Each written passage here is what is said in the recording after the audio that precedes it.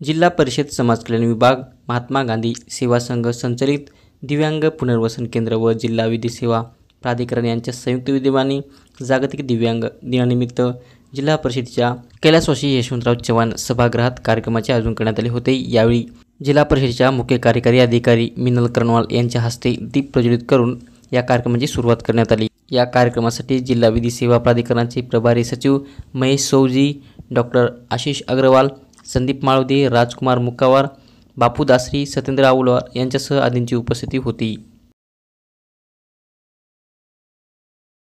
मी मिनल कर्नवाल, मुख्य कार्यकारी अधिकारी जिल्हा परिषद नांदेड। आज जागतिक दिव्यांग दिनाच्या सर्वांना शुभेच्छा।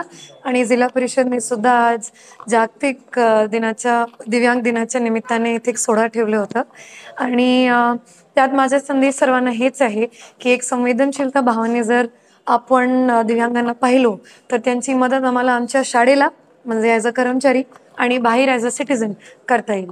काही योजना असतात, समजा 5% निधी आहे जिल्हा परिषदची, मग स्कॉलरशिपच्या योजना येतात आणि बाकी त्यांना आपण कधी कधी वस्तूचा सुद्धा पुरवठा करतो।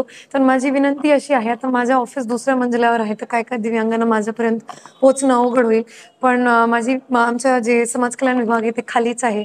तर मी नक्की माझ्या टपाल सोडून जर तुम्हाला एखादा लाभ पाहिजे असेल किंवा त्या विभागात टपाल सोडून की आम्हाला हे काय वस्तू पाहिजे किंवा आम्हाला काहीतरी लाभ पाहिजे सोडून जायचं, आम्ही नक्की लवकरच्या लवकरात त्याच्यावर ॲक्शन घेऊ।